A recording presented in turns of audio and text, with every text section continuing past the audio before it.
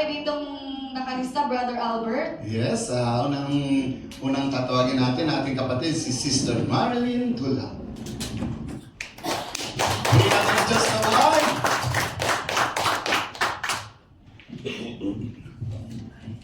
Praise God, Hallelujah. Mapagpalang gabi po sa ating lahat na narito sa gawain. Yahweh El Shaddai. Nais ko lang pong ipagpatotoo sa ang kabutihan ng Diyos na ginawa niya sa akin itong linggo. Nagusto ko na sana sumuko. Kasi nagsabay-sabay. Pero in the last minute, sabi ko sa kanya, ayoko na kasi pagod ako. Kasi napakahirap sa isang ina yung mag-isa ka lang na naglaki sa mga anak ko. Tapos nagsabit na ospital yung anak kong isa kasi lumagay yung mukha. O sabi ko sa kanya kasi umaatin na rin po siya sa gawain doon sa Ambel. Sabi ko sa kanya, anak, meron kang panyo dyan.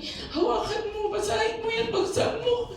Huwag kang matakot kasi pasukan na po nila.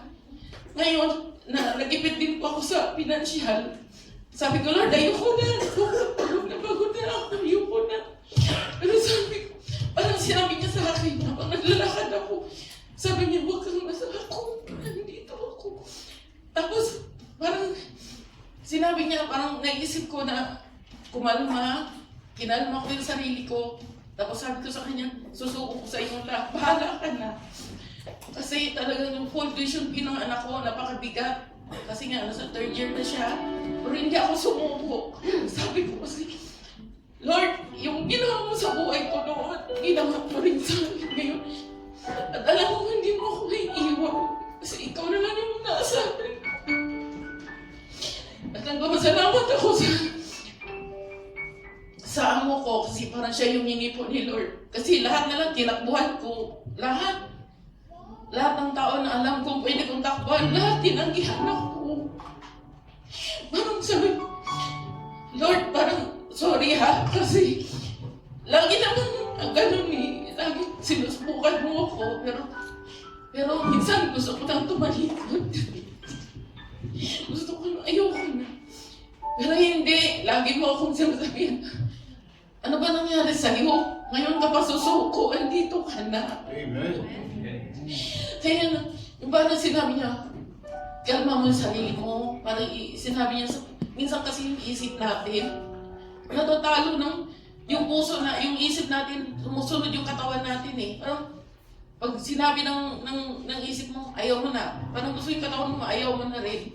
Pero sinasabi ng puso ko, parang, hindi eh. Meron siyang gagawin na, may gagawin siya na napaka-imposible. Tapos bigla niyang sinabi sa puso ko na, anak, kausapin mo si doktor, yung amo mo, kausapin mo si doktor. Parang siya yung hinipo ni Lord na tulungan ako in one. Tapos nung nag-decide si doktor na tulungan ako, bigla na naman nag-block yung bank account niya. In the last minute, sabi ng anak ko, Ma, ayoko na ma. Sabi niya, bukas pasukan ko na. Di ako makapag-enroll. Sabi ko, wag kang sumuko, wag kang sumuko. Sabi ko, magsalmo ka, magdasal ka. Sabi ko, samahan mo ako. Samahan mo ako. Sabi ng anak ko, sige ba? Hawakan ko yung panyo ko, babasahin ko, sabi niya. Kasi umaatin na rin sila doon. Ganun talaga anak pag umaatin at nagsiwikap na makasunod sa Diyos. Talaga ang dami magsubok, sabi ko.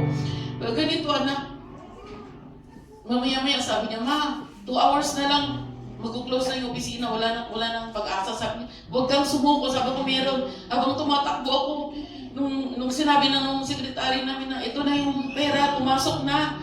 Tapos yung para akong biglang, di ko malaman kung saan unang gagawin ko. Sabi nung sekretary, kunin mo tong card, withdraw mo na doon. Ipadala mo na. In the last minute, sabi nung anak ko, Ma, sabi ko na lang sa teacher ko, hindi na ako mapasok bukas. Kasi nga, wala tayong pangbayad sa tuition ko, sa ka-enrollment ko.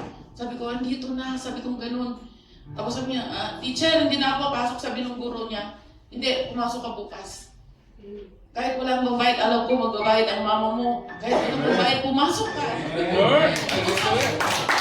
ko, tumatakbo ako. Nanginginig ako. Tumatakbo ako doon. Nilakad ko yung minanawal nila. Lakad. Lord, sabi ko, ang dami ginawa sa akin. Sorry ko sa minsan. Parang nangihina ako. Kasi Amen. bilang isang ina, single mom, na ikaw lang nagpalaki sa mga anak, ang hirap. Pero nalagpasan ko lahat yun. Kahit yung anak ko noon, na nakomatos noon, nalagpasan ko yun. Kahit wala akong pera, tinulungan niya. Hindi ko alam kung saan ang galing lahat yun. Pero sa pagkataon ng Diyos ito, binigay niya yung sa akin lahat. Yung pagkapala at biyaya kahit na minsan hindi ako naging mabuting anak at hindi ako nakikinig. Minsan matigas ang ulo ko. Pero ito, Lord, binibigay ko po sa inyo lahat ng papuri at pasasalamat. To God be the glory. Tuloy na, Sister Marlene, ang Diyos ay mabuti, no? Bumubuhos. Amen. Panghawakan na po natin ang kanyang pangako. Yes. Hindi na tayo iiwan at pababayaan.